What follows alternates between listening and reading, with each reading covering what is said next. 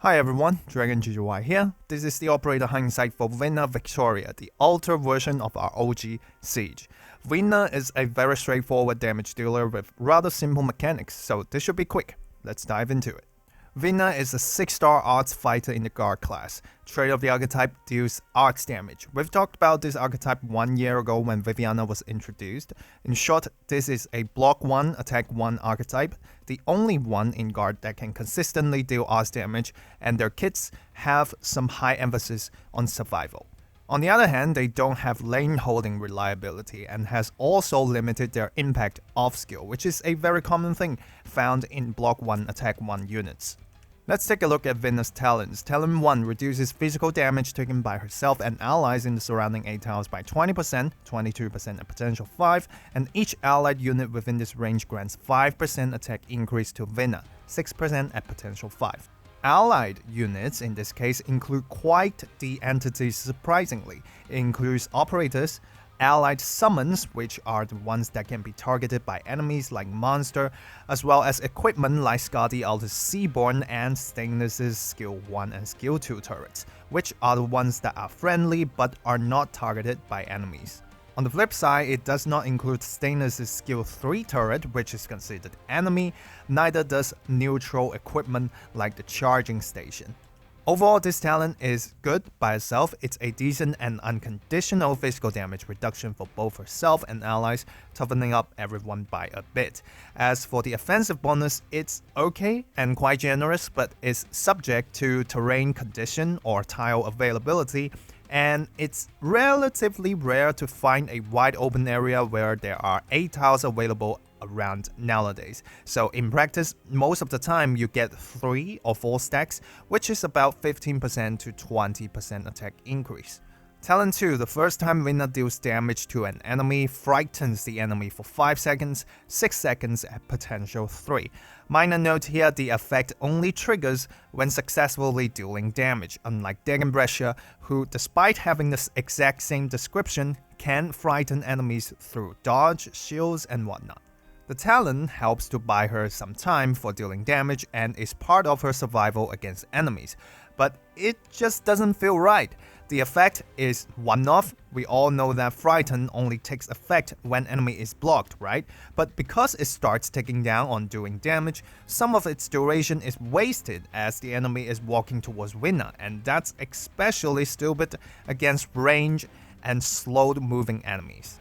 It works with skill 3 slightly better, but I would still say that this talent is kinda disappointing. Some may say that you can have Vina face backwards, but that's compromising your comfort playstyle to accommodate a talent that's supposed to help you, and that's saying something. Next, let's talk about her module, which is expected for the July patch. Trait update, while not blocking an enemy, gains attack speed plus 8. Upgrades go to her talent 1, the physical damage reduction is now 26% to 28%, and each ally in the 3x3 range will give Vina up to 8% attack per stack, so that's 64% maximum. Now the base effect allows Vina to do 2 more attacks during skill 3, which is crucial. It does work relatively better on Vina considering her design. For upgrades, it's all about more numbers. Higher physical damage reduction is good, as it's a given, but the higher attack per stack is usually watered down by the potential terrain limitation, so you don't always get the most out of it.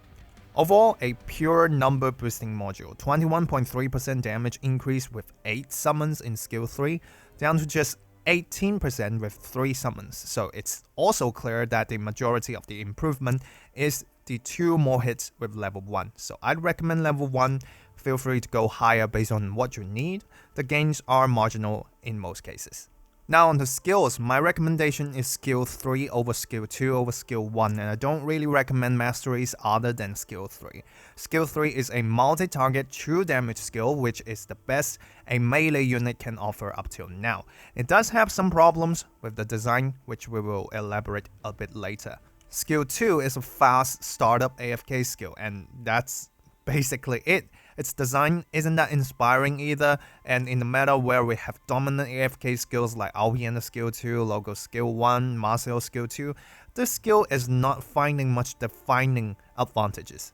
Skill 1 is a power strike like skill, no stacking, low cycle DPS, the true damage isn't making it super stand out either. Not recommended.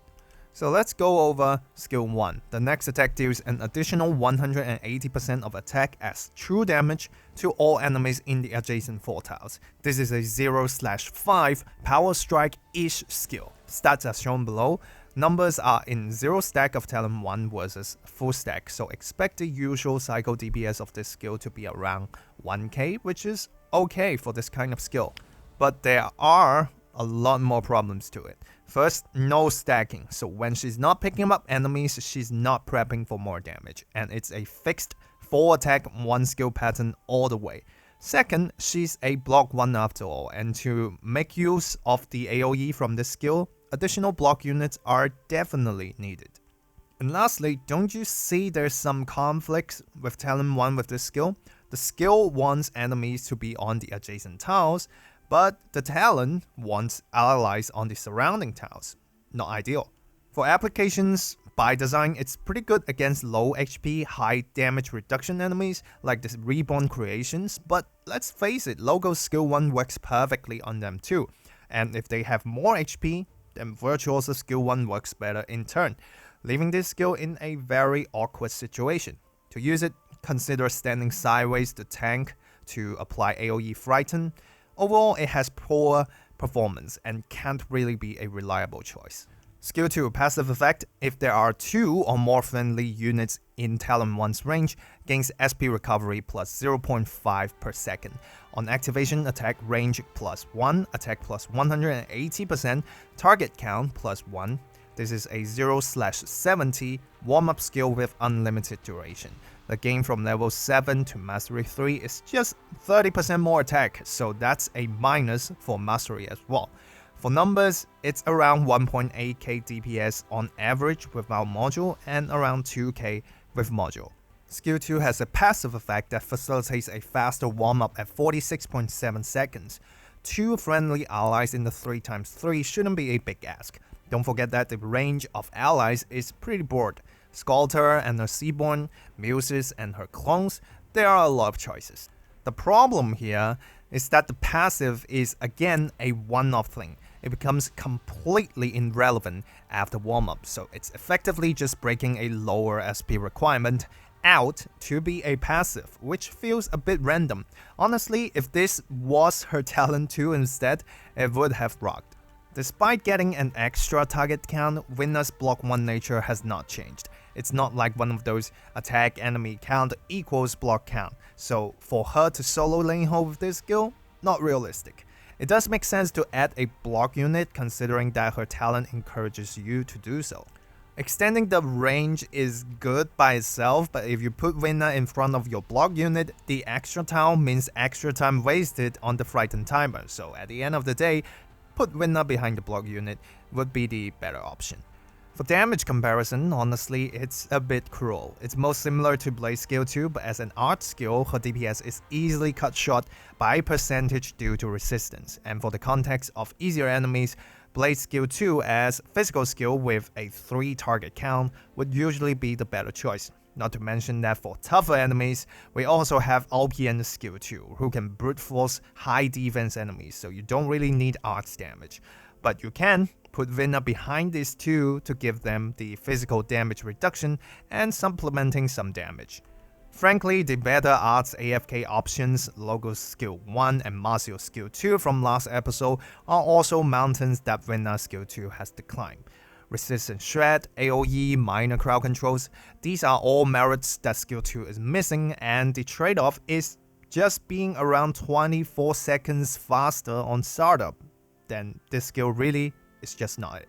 Skill 3 summons Golden Vials on deployable melee tiles within Talent 1's range. When skill is active, can attack enemies being blocked by friendly units in Talent 1's range. Attack plus 190%, target count plus 3, attack interval minus 0.25 seconds into 1 seconds. Attacks deal true damage. This is a 35/50 25 second skill. The total damage and DPS shown here includes the damage dealt by one summon. Without module, it's about 65k with 2.6k DPS, and around 78k with 3k DPS with module by average. So let's take a look at this special 3x3 range mechanic. Start with the summon. On skill, they are spawned on all available tiles in Talent 1's range, and like the skill, they also deal true damage, but not a lot. 500 attack, 2.5 second interval in 25 seconds means 5000 damage total, and from the stats, they really aren't that durable. They do enjoy the physical damage reduction and are also protected by Talent 2's Frighten when they block enemies and Vina's attack them, but is weak to odds with no resistance. They also provide Vina with the attack buffs from Talent 1 and can draw Taunt away from her. So for these parts, they do synergize well with Vina's talents. The range though is quite the issue. To clarify, Vina can only attack enemies that are blocked, note the punctuation here, by allies who are in the 3x3 range. If enemies are blocked externally, Vina can still hit them. But if they are in range, the 3x3 range, but blocked by allies outside of the range, Vina won't be able to hit them, except her 1-tile original attack range in front of her. So I said for the majority of the situations, this pseudo 3x3 range is just inferior to an actual 3x3 range. To better utilize this skill, try to have Vina face the key enemy so that even when blocking is not available, she still can hit the enemy with her original attack range. You can also supplement a tougher block unit or just straight up starve with them in that range instead of the summon to provide more reliable tanking while Vina attacks the enemy from a safe position. You can also time the skill so that an enemy would be squeezed between two summons for an extra bit of damage. For application, fortunately and also unfortunately, the 4-target high total true damage in this skill is everything that Vina lives and die for. Compared to other melee true damage options, Vina obviously has multi-target, doesn't have a block to trigger condition like Neural Alter Skill 3, and deals a higher total damage in the end. Why is total damage potential important? Well, true damage is unlike physical damage. It doesn't go through defense, so DPH doesn't matter. It also, unlike odds damage, it doesn't go through resistance, so all that matters is how much in total you can deal, and that's exactly Vina's advantage. And unlike Yi damage, which has been a very popular topic recently, true damage can also benefit from a wider series of buffs, with an exclusive relics that mega buffs its potential in integrated strategy. With all that said, we should now talk about all the limitations that, in my opinion, greatly crippled this skill. First of all, Vina, despite the pseudo 3x3 range, is still a short-handed unit. Enemies that cannot be blocked or require a higher block count can also become a problem for her. Subsequently, its effectiveness is also dependent on the terrain. If an enemy is idle on an undeployable tile, Vina straight up can't hit those enemies since blocking them is not possible. And finally, 15 seconds for startup, 50 seconds for cooldown on a block 1 attack 1 unit. The lack of impact off skill is just painful. 75 second cycle with 25 seconds in skill means just 33% skill coverage. This is not good on Arts Fighter, even worse than Viviana, who we have discussed has the similar issue. So to wrap up, Vina Victoria is a 6-star Arts Fighter, but her real bread and butter is actually her true damage, which comes with the highest total possible in-game and can hit up to 4 targets. Her Talent 1 encourages her to play team formation in a 3x3 range, giving out team survival bonus while receiving attack buffs in return. Her Talent 2 is most found relevant when using Skill 3, but really isn't providing much synergy in her gameplay. She has 2 AFK skills that have some advantages, but definitely not enough to provide actual value in practice. So in the end, it is her Skill 3 that gives her all the potentials and applications, but it still has designs that quite hinder the ease of use. So with that said, her performance over the past few months have been mostly about her serving as a countermeasure against all the high defense, resistance, and damage reduction enemies. She's been picked in IS5, where all 5 ending bosses come with some degree of damage reduction mechanics. She's best against ending 2 and ending 5, but with that said, she's not the only option, and most of the time, to make her stand out, she needs this Civilite Eterna relic for boosting true damage. For her daily rating, we settled at 4. Good news, she has 2 AFK skills that don't need much warm-up. Her talent provides team physical damage reduction by just being around her. However, in terms of effectiveness, I can only say her performance is lackluster. The pre-existing AFK skills are miles ahead. Why force it on an archetype that's not meant for lane holding? So at least with her skill 3, sometimes you can still cheat through damage reduction elites and bosses, which is very prevalent right now in the game. For advanced, I have her at 6. Again, damage potential, target count, those are the key metrics for a true damage skill. True damage compared to E damage can benefit from more buffs and relics, and can function with just one operator, which is crucial in IS. In CC, there's no definite answer as to who's the more superior option between the true damage and E damage. In a team environment, Vina can receive support like block units or crowd control like Suzerain to keep enemies in range. That said, the past few CCB have been very unfriendly to melee units. Not to mention that Vina's skill 3 design means that she would be very picky towards terrain, enemy composition, and the actual risks. Damage and target count is good, but her startup and downtime is far from ideal for the archetype. Overall, Vina's selling point is all on her true damage, but there are a lot of buts in the way. In gameplay, 50% of it is about her archetype. The more they spend off skill, the worse the use experience. The other 50% is the many limitations they introduce that make it extra hard to use her. For scheduled and meta, she's used for dealing with some bosses in IS5, which is neat, but on the flip side, it's also not a irreplaceable solution. You can use E damage, you can use the mechanics, and you can brute force your way through. Vina is almost only picked in the guard and vanguard squad. Other squads usually have Holder as their top guard pick. And then, for a bit of a spoiler, go away if you don't want to hear a name that may spoil the story for you. 3, 2, 1. But very important in terms of meta is that the latest CN operator monster can do a very similar job to Vina, her skill 3 specifically, in the sense that it's also a true damage skill. It's a 3 target but has a shorter cycle and startup time with a true 3x3 range, and most importantly, a much better off-skill impact. That said, I wouldn't say Vina is already power crept at all.